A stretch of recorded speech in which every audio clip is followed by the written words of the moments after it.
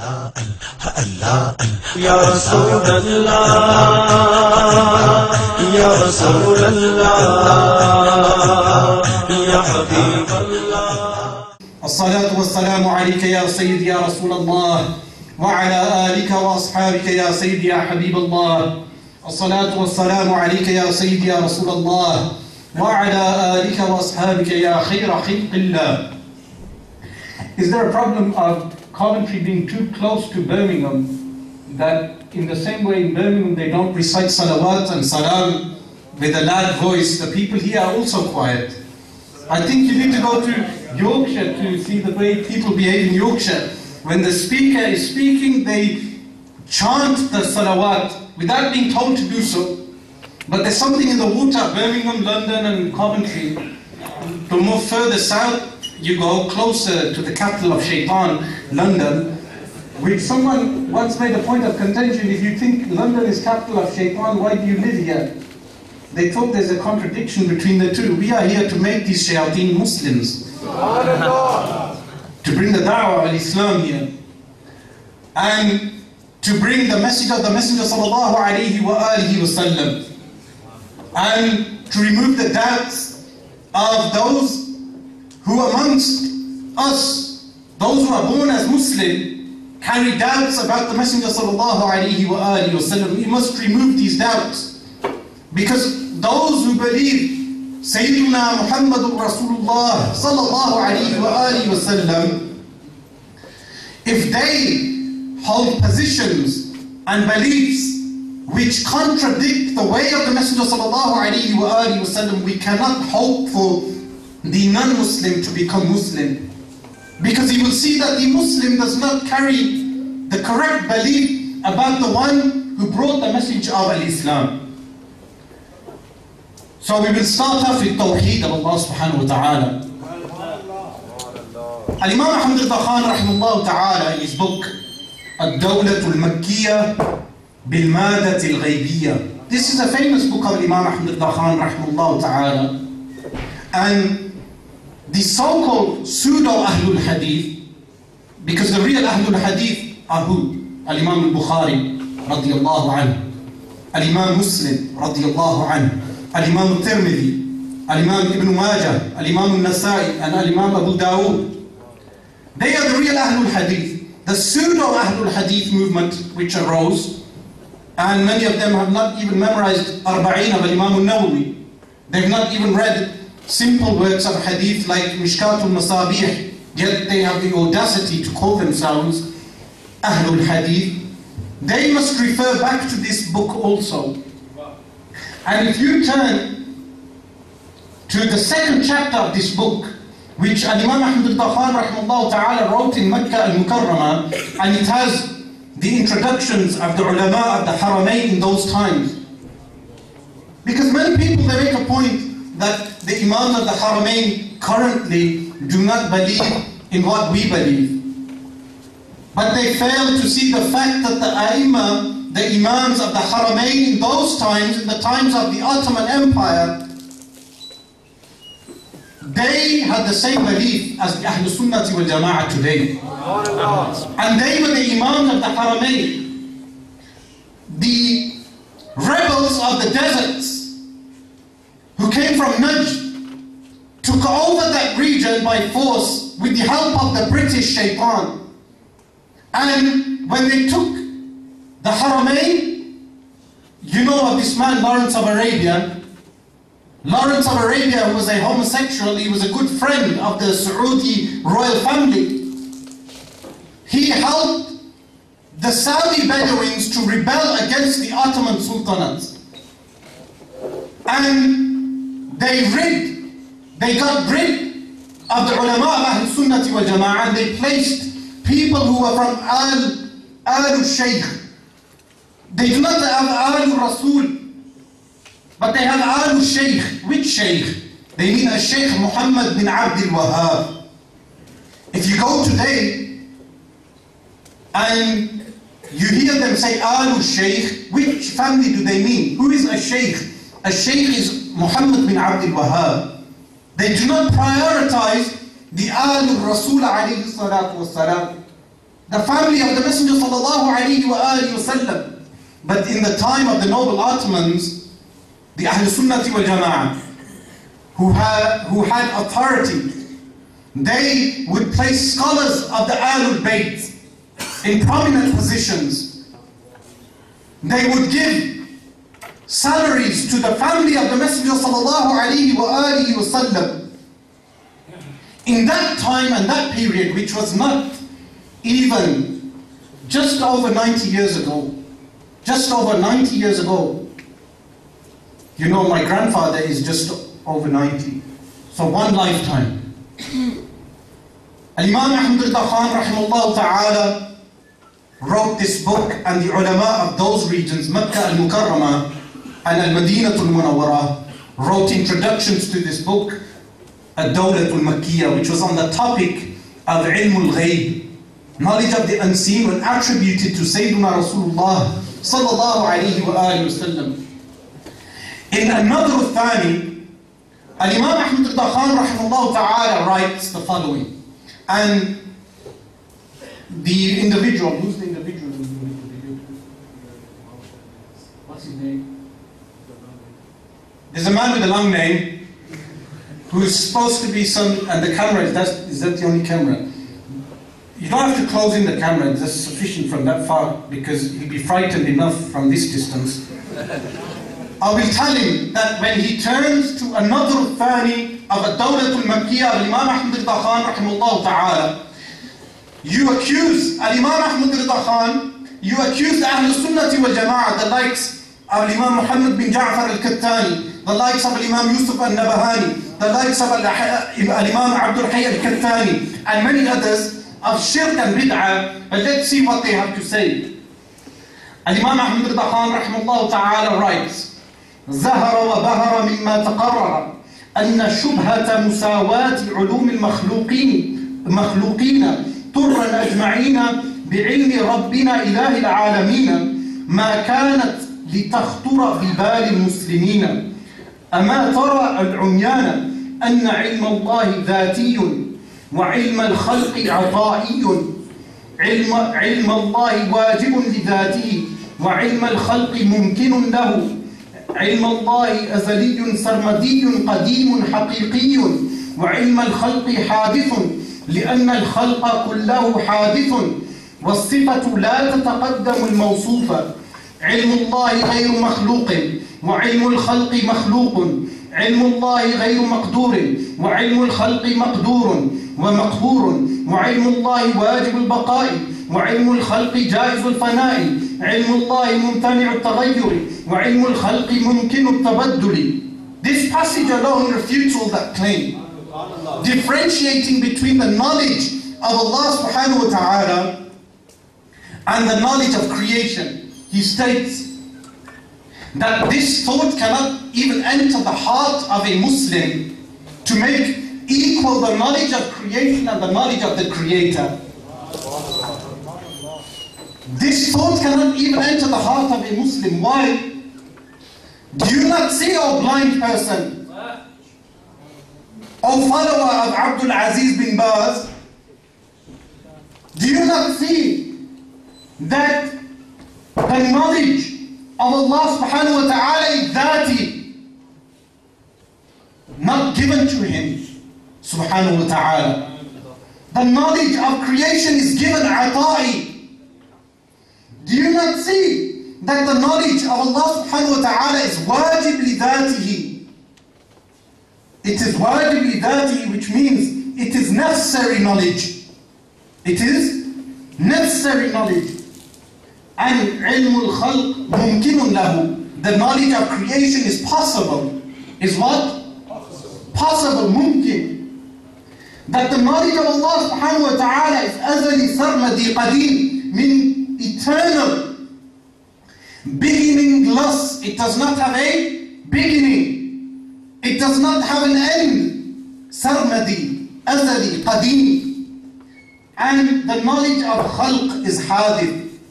Hadith meaning accidental, meaning contingent. It is given, it comes about. The definition of hadith as given by Imam Muhammad bin Yusuf al-Sanusi rahimahullah ta'ala in his Sharh al-Muqaddimat is al-wujud ba'd al-adam, meaning existence after non-existence. It did not exist and it came into existence. This is the knowledge of creation. And the knowledge of Allah subhanahu wa ta'ala did not ever not exist. It always existed. Then the ilm of Allah subhanahu wa ta'ala is not created. The knowledge of Allah subhanahu wa ta'ala is not created. The knowledge of the creation is created. Then the knowledge of Allah subhanahu wa ta'ala can never be overwhelmed, maqdur. No one can have power over the knowledge of Allah subhanahu wa ta'ala. But the knowledge of creation is maqdur. Who has power over the knowledge of creation? Allah subhanahu wa ta'ala has power over the knowledge of creation. Then the ilm of Allah subhanahu wa ta'ala is wajib al-baqa, will always remain, will never have an end. The knowledge of creation is jaiz al-fana, it can end and it can finish. The knowledge of Allah subhanahu wa ta'ala can never change, mumtani' al-taghayyur, can never change. The knowledge of creation is mumkinu tabaddul, is possible that it can change. After knowing all these differences, can anyone liken the knowledge of the Messenger sallallahu alaihi wasallam to the knowledge of Allah subhanahu wa ta'ala? No. This is Tawheed. So if you want to learn Tawheed, do not read the works of Taqwiyatul Iman. They call it Taqwiyatul Iman. It gives strength to the Iman. But the ulama call it Taqwiyatul Iman. It makes the Iman die. Why? In order to make this point, this one point, Al-Imam Ahmadullah Khan rahimahullah ta'ala showed adab, good manners to the Messenger sallallahu alayhi wa sallam, but yet he did not liken the Messenger sallallahu alayhi wa sallam to creation. Then, you know, there is a big problem that some people, even those who call themselves Ahlul Sunnati wal Jama'ah, have not yet understood the issue. In this work of Imam Ahmadullah Khan rahimahullah ta'ala, Khalisul I'tiqad, which he wrote in 1328. This was after one of the sons of the Badayuni ulama, Abdul Qadir al-Badayuni, his son, asked Imam Ahmadullah Khan rahimahullah ta'ala a question regarding the knowledge of the Messenger sallallahu alayhi wa sallam. And Imam Ahmadullah Khan rahimahullah ta'ala wrote this work, Khalisul I'tiqad. In the beginning of the work, there is another work called Rimahul Qahhar ala Kufri Kuffar. This book was also written in 1328, and it was about a false ascription which the Najdiya movement in the subcontinent at that time had placed upon the father of Imam Ahmadullah Khan rahimahullah ta'ala. But there is something known on page 7, this is mentioned. Those of you who can read must read this book, those who can read Urdu. And those who cannot should go to a local alim and read these works. If you're not able to read the work yourself, you go to your local alim and read the book with the local alim. In this book, Imam Ahmadullah Khan rahimahullah ta'ala's view on the subject of ilm al-ghayb is laid out properly. There is something called Daruriyat al-Deen. What is it called? Daruriyat al-Deen. They are those things which if anyone rejects, he becomes a disbeliever. If he rejects, he becomes disbeliever. For instance, the prayers are how many? 5. If someone rejects this, he becomes a disbeliever because it is something known in the religion by necessity. When it comes to the subject of ilm al-ghayb, there are some things which are daruriyat al-deen. That are daruriyat al-deen. There are other things which are known as daruriyat ahli sunnati wal jama'ah. If someone rejects something called daruriyat of ahli sunnati wal jama'ah, he does not become a kafir. he becomes what we call an innovator, a mubtadi'. He does not become a kafir, he becomes a mubtadi', an innovator. Al-Imam Ahmad Rida Khan rahimahullah ta'ala lists those things which are known in the religion by necessity, daruriyat ad-din, that if you reject, you become a disbeliever. Then he lists those things which are known as daruriyat ahli sunnati wal jama'ah, that if you reject them, you leave ahli sunnati wal jama'ah. Then he lists those things which are differed over within ahli sunnati wal jama'ah. Like for instance, the iman of Abu Talib is a differed over subject. Our teachers like Al-Allama Ata Muhammad Bandiali rahimahullah ta'ala, he held the position of the iman of Abu Talib and he wrote a book on the subject. The teacher of Imam Ahmad Rida Khan rahimahullah ta'ala, Al-Imam Zayd Dahlan rahimahullah ta'ala, wrote a book on the subject called Asma al-Matalib fi Iman Abi Talib. His own student, Al-Imam Ahmad Rida Khan rahimahullah ta'ala, held the divergent view. So there are some issues which are differed over amongst Ahlul Sunnah wal Jama'ah. But when it comes to the subject of Ilmul Ghayb, which things are differed over by Ahlul Sunnah wal Jama'ah, and which things are Daruriyat ad-Din and Daruriyat Ahlul Sunnah wal Jama'ah. The things which are Daruriyat of the Deen, he lists, and from amongst them he states, Allah Azza wa Jal, He alim bid-dat hai. बे इसके बताए एक हर कोई नहीं जान सकता. Allah subhanahu wa ta'ala is the only one who is alim bid-dat. Without Allah subhanahu wa ta'ala telling, informing His creation, creation can never know. This is from the Daruriyat ad-Din. Rasulullah sallallahu alayhi wa alihi wa sallam और दीगर अंबियाए किराम अलैहिमुस्सलातु वस्सलाम को बाद ग़यूब का इल्म दिया. That the Prophet sallallahu alayhi wa alihi wa sallam and the Anbiya alayhimussalatu wassalam were given some knowledge of the unseen. Then, but can we equate the knowledge? The Messenger sallallahu alayhi wa alihi wa sallam was given to the knowledge of Allah subhanahu wa ta'ala? Never, as is shown clearly by the work of Dawlatul Makkiyah bil-Madatil Ghaybiyah. जो इल्मुल्लाह अज़्ज़ा व जल की सिफत खासा है जिसमें इसके हबीब मोहम्मद रसूलुल्लाह सल्लल्लाहु अलैहि वसल्लम को शरीक करना भी शिर्क हो, वो हरगज़ इब्लीस के लिए नहीं हो सकता.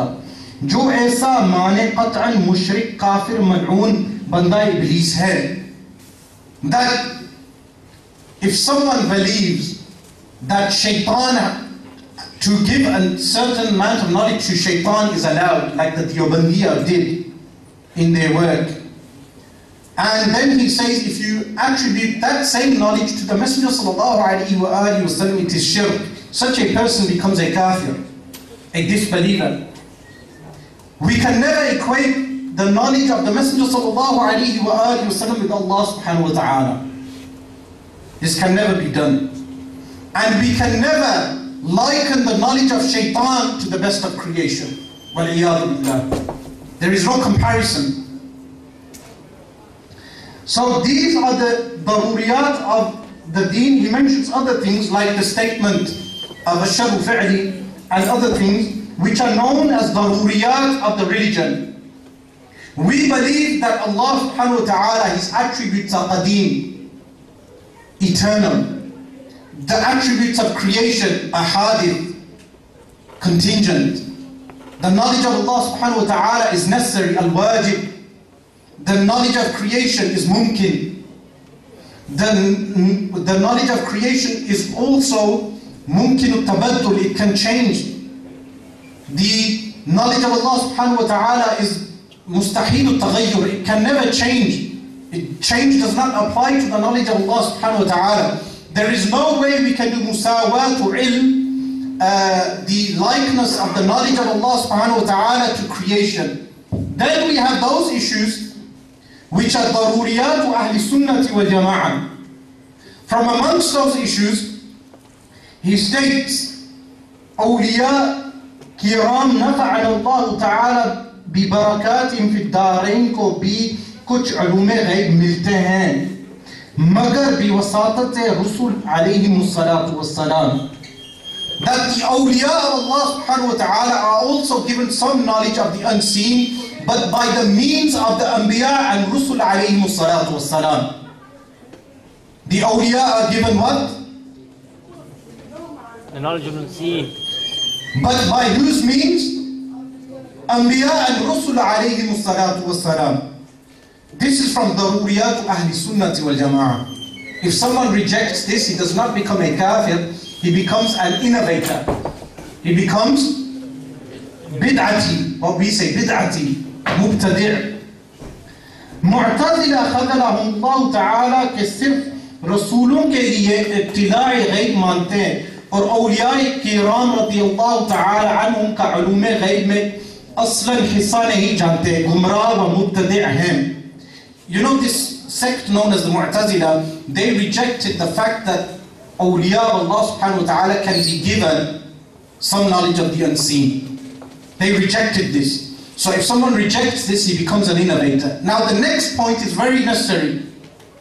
The seventh point, which is number 7 here, it is Allah Azza wa Jalla apne mahbubon, khususan Sayyidul Mahbubin sallallahu alayhi wa alihi wa sallam ko ग़यूब खमसा बहुत जुज़ियात का इल्म बख्शा. जो ये कहे कि खम्स में से किसी फर्द का इल्म किसी को ना दिया गया, हज़ार अहदीफ़ मुतवातिरतुल माना का मुनकिर और बद मज़हब खासिर है. यह किस्म धूम हुई. This point is misunderstood by many people. Al-ulum al-khamsa, Al-Imam Ahmad Rida Khan rahimahullah ta'ala did not claim that knowing the full ulum khamsa is from the daruriyat of Ahlul Sunnati wal Jama'ah. He said that knowing partial things relating to al-ulum al-khamsa is from the daruriyat. Knowing partially the 5 things. The other things, knowing the kull of the 5 things is differed over by Ahlul Sunnati wal Jama'ah. Look, Al-Imam Ahmad Rida Khan rahimahullah ta'ala states, these are the things which are now mukhtalaf fi, differed over. Rasulullah sallallahu alayhi wa alihi wa sallam ko ta'yin waqt qiyamat ka bi ilm mila. The knowledge of specifying qiyamah, this is differed over by Ahlul Sunnah wal Jama'ah. There were some ulama who held that this knowledge was not given, but the ulama that we follow and those ulama who were especially from the way of tasawwuf and the way of the Sufiya, they believed that the knowledge of Qiyamah was given. And you know this new trend or old trend of attacking the Ahlul Tasawwuf is something I dislike. This is one of the main reasons why I dislike the Najdiya movement. The way they attack circles of dhikrullah subhanahu wa ta'ala. They fail to attack people who go clubbing and dancing, and they have time to attack people who go and attend to these gatherings to say the name of Allah subhanahu wa ta'ala. They fail to disapprove of the munkarat in our society, those bad acts which happen in our society, yet they condemn the mawlid. Like the Messenger sallallahu alayhi wa sallam said, لَتَتَّبِعُنَّ سُنَنَ الَّذِينَ مِنْ قَبْلِكُمْ الْيَهُودُ وَالنَّصَارَى. You will follow the ways of those who came before you, al-Yahud, the Jews and the Christians. They applied this on Mawlid.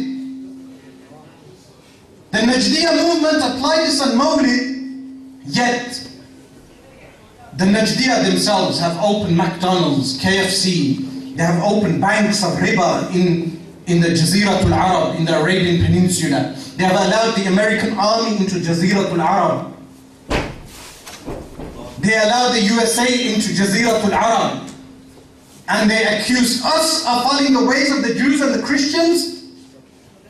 The same Al Saud are those people who have made Al-Hajj wal-Umrah into a business.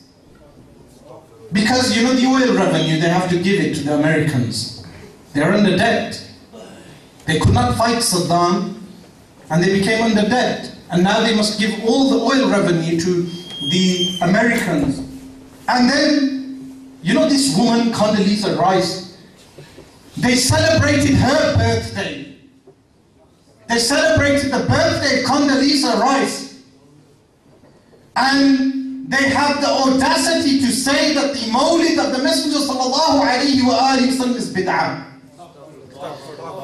Murtada Khan and Abu Usama and Abu Khadija and all these deviants, shayateen, if they are men, they must condemn the celebration of Condoleezza Rice by the Saudi royal family. They must condemn the conversion of the Americans on the Arabian Peninsula, tampering those lands.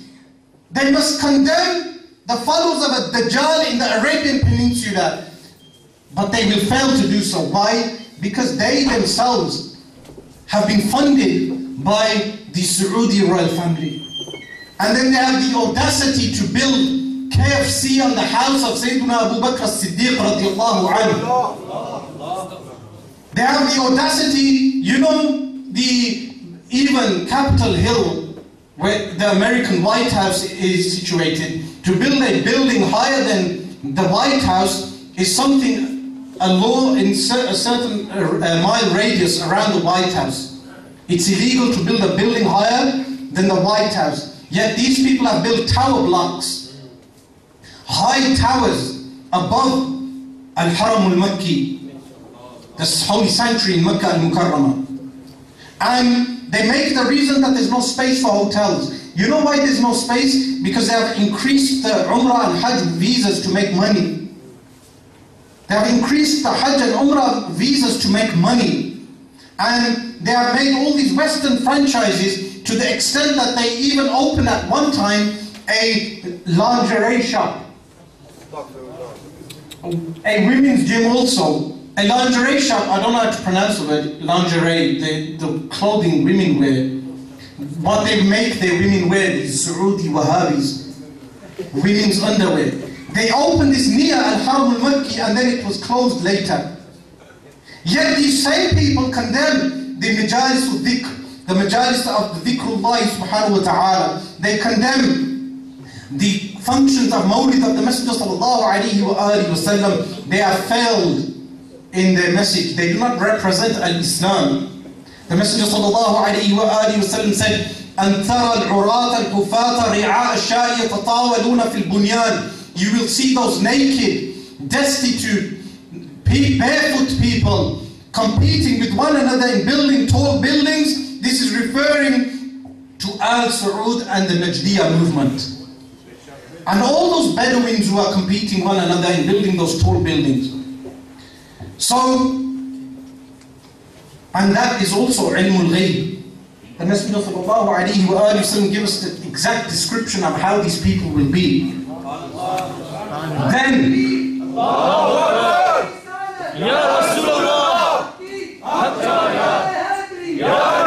so this Khalisul I'tiqad, the Najdiya movement here in the UK, they've been challenged numerous times, multiple times.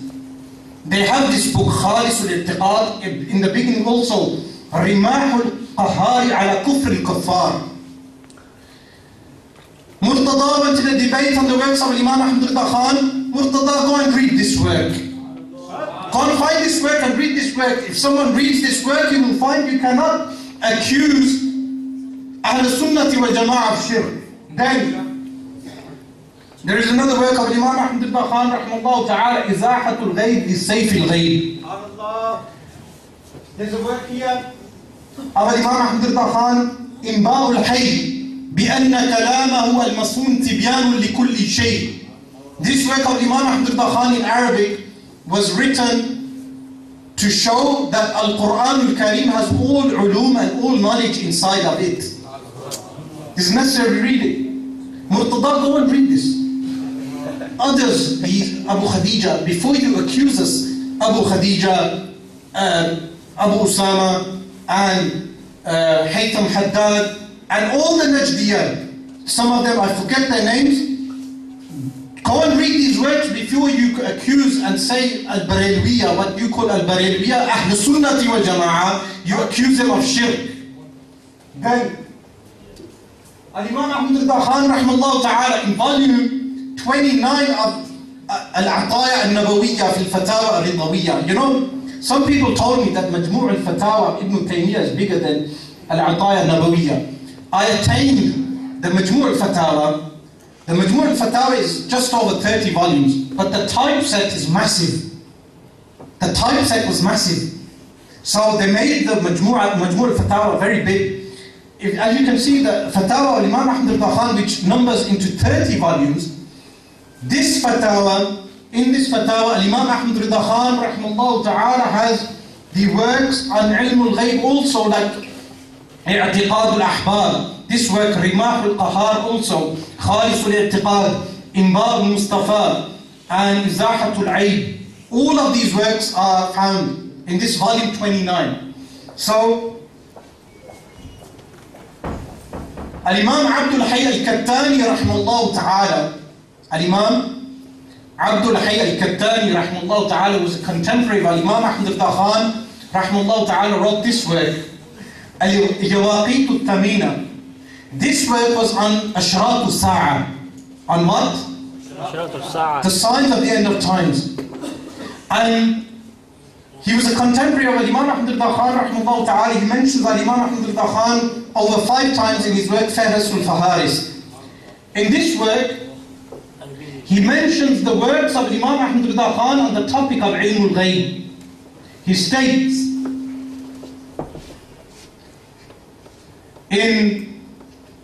on page 58, page 62, he states, وَقَدْ أوقفني العلامة أحد من وفقوا لكثرة التصنيف في هذا القرن الشيخ أحمد رضا علي خان البريلي الحنفي الهندي على رسالة نحى فيها نحو تجموعتي ورأيته يؤلف أخرى وقد كتب أسماء رسائله الثلاثة في هذه المسألة ضمن أسماء مؤلفاته التي بلغت وقت لقي به إلى أزيد من 200. واسم الرسالة الأولى اللؤلؤ المكنون في علم البشير ما كان وما يكون، والثانية مالئ الجيب بعلوم الغيب، والثالث إنباء المصطفى بما أسر وأخفى. ولم يتيسر لي إلى الآن مطالعة واحدة من الثلاثة. He states that one of those ulama who was given the capability of writing on the subject of the knowledge of the unseen in our times was the scholar Imam Ahmad al-Khan, who I met. And he states at the time of meeting me, he wrote the work of Dawlat al-Makkiyah at the time. And Imam Ahmad al-Khan, while he was writing this work, at the time of writing this work, he was in Makkah al-Mukarramah. He mentions Imam Ahmad al-Khan, while he was writing this work, he met this scholar. You find this in his Malfuz, in the Malfuz of Imam Ahmad al-Khan. And Imam Abdul Hayy al-Kattani states that I had the titles given of 3 books written by him on this subject. And I have not seen any one of those books. So he had not even seen the books of Imam Ahmad Khan rahimahullah ta'ala, yet he had the same belief. He had the same belief. And the topic which is differed over whether the Messenger sallallahu alayhi wa sallam knows al-ulum al-khamsa completely, he also took the position, same position of Imam Ahmad Khan rahimahullah ta'ala. Rejection of juz'i knowledge of al-ulum al-khamsa is bid'ah. Rejection of juz'i knowledge of al-ulum al-khamsa is bid'ah. In this same work, Al-Imam Abdul Hayy al-Kattani, he quotes a hadith, which by the way, At-Tuwayjari, which is one of the Najdi scholars, also quotes this hadith. وفي حديث ابن عمر رضي الله عنهما عند الطبراني قال قال رسول الله صلى الله عليه وآله وسلم إن الله قد رفع لي الدنيا فأنا أنظر إليها وإلى ما هو كائن فيها إلى يوم القيامة كما أنظر إلى كف هذه جليان. That the Messenger sallallahu alayhi wa sallam said, and the end of the hadith, جَلَّهُ اللَّهُ لِي كَمَا جَلَّهُ لِلنَّبِيِّينَ مِنْ قَبْلِ. That the Messenger sallallahu alayhi wa sallam said Allah subhanahu wa ta'ala raised for me the dunya, the world, and I look at it and whatever is in it and taking place in it up until the day of judgment. And the way I look at this palm of mine, apparently, Allah subhanahu wa ta'ala has made apparent for me like He has made for the prophets prior to me. This hadith has been narrated by Imam Tabarani. These are some of the hadith which he has compiled. In all of these books, if you go out of your way to read these books, you will find cutting decisive evidence on the topic of ilm al-ghayb. Then, Ahmad al-Ghumari in his work, مطابقة الاختراعات العصرية لما أخبر به سيد البرية, copied this work, the style. Ahmad al-Ghumari, he copied the same style. This is something which I wanted to point out. It's a good work nevertheless. This work, the work of Sayyid Muhammad bin Ja'far al-Kattani rahimahullah ta'ala, the reviver of Islam in the Maghrib, in Al-Maghrib, the author of Nasiha to Ahl al-Islam. He rahimahullah ta'ala has a 2-volume work on ilm al-ghayb of the Messenger sallallahu alayhi wa alihi wasallam, and carries the same position as Imam Ahmad al-Khan rahimahullah ta'ala. He is the cousin of Imam Abdul Hayy al-Kattani. So, if they want to place a fatwa of shirk, let them be brave and daring and place a fatwa of shirk on these people. But then again, these people have no shame, because they are the same people who placed a fatwa of shirk and kufr on the parents of the Messenger sallallahu alayhi wa sallam. They have no shame. This work is known as Jalal al-Qulub min al-Asda'i al-Ghayniyya bibayani ihatatihi bil-ulum al-qawmiyya by Sayyid Muhammad bin Ja'far al-Kattani. This is available in 2 volumes. Then, Al-Imam Yusuf al-Nabahani rahimahullah ta'ala, who has his work Hujjatullahi ala al-Alamin, he also has an introduction to Ad-Dawlatul Makkiyah. In this book, he has a chapter on ilm al-ghayb, a knowledge of the unseen. Before I finish, I want to mention 2 more things. This is a work of a contemporary, or Taghayatul Ma'mul fi Ilm al-Rasul, by Alamatul Dahr, Shaykh Ahmad Awesi rahimahullah ta'ala. It's a good book to read in Urdu. This is available in Urdu. Ja' al-Haq, this book. A new edition done by Maktaba Ghawthiyya, As-Sa'id al-Haq, fi Takhrij Ja' al-Haq. I was going to bring the original Ustul Ghaba fi Ma'rifati Sahaba, which is a encyclopedia on the biographies of the companions of the Messenger sallallahu alayhi wa alihi wasallam, and the Musannaf of Ibn Abi Shayba, but the load will become too much. So I marked off the hadith which I wanted to mention in Ja' al-Haq. He states that the munafiqun, who? The hypocrites would say the following. They would say, فقال رسول الله صلى الله عليه وسلم, that the Messenger صلى الله عليه وآله وسلم said, إن المنافقا يقول, that the munafiq says, who says? Munafiq. أليس محمد يزعم أنه نبي ويخبركم بخبر السماء ولا يدري أين ناقته. That the munafiq says that Muhammad sallallahu alayhi wa sallam claims that he is a prophet and he gives you news of the heavens, yet he does not even know where his camel is. Waliyadu billah. This was relating to an incident. The camel of the Messenger sallallahu alayhi wa sallam became lost. The Messenger sallallahu alayhi wa sallam, this was on the way to Tabuk, sent companions to look for the camel. The munafiqun said he claims to have knowledge of the unseen, yet he does not know where his camel is. Why? Because they thought, because the Messenger sallallahu alayhi wa sallam is outwardly doing what the people of the world will do, which is to send someone in search of the camel, outwardly doing what the people of the dunya would do, they thought that the Messenger sallallahu alaihi wasallam has no knowledge of it. This is the way the Deobandiyya, we have some Deobandiyya within the UK, but they tend to hide it because their chameleon nature is to hide. They tend to hide. If they come amongst the Ahl Sunnah wal Jama'ah, they all of a sudden celebrate Mawlid. Like this Gujarati man somewhere in one of these cities who's reprinted Al-Muhannad. And then he hid himself. And there's these other individuals amongst them who hide themselves like chameleons. They also nitpick at the ahadith. They say, if he knew the unseen, why did this happen? If he knew the unseen, why did this happen? This is the habit of the Deobandiyya. But what did the Messenger sallallahu alaihi wasallam say?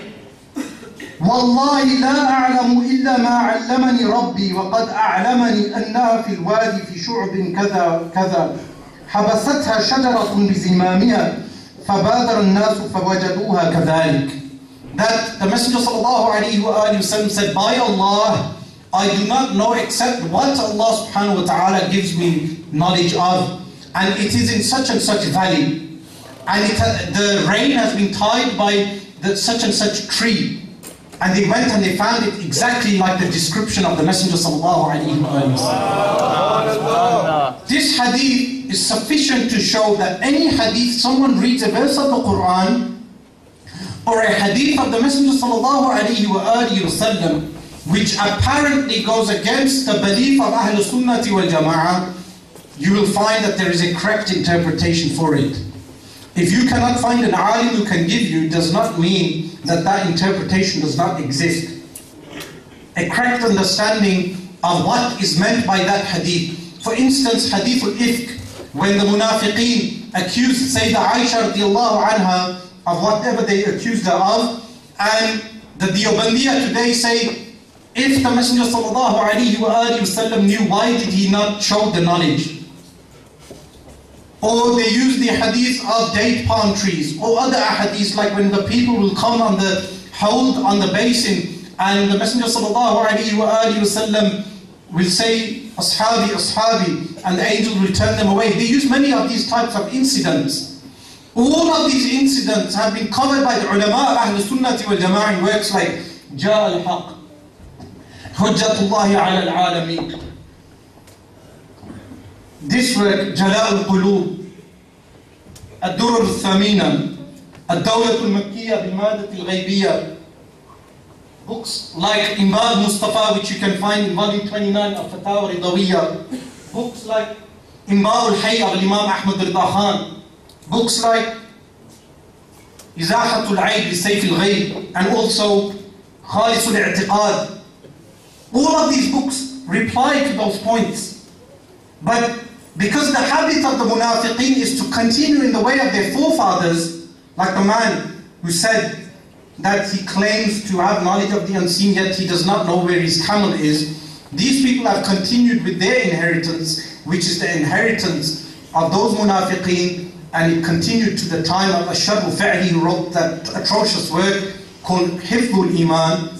In reality, it was Kharabul Iman, and until today, where their children like Murtada and others who have opposed Ahl Sunnah wal Jama'ah. May Allah subhanahu wa ta'ala give us tawfiq to have knowledge of these issues and comprehension, the historical aspect of these issues, and may He give us tawfiq to stay on the way of Ahl Sunnah wal Jama'ah.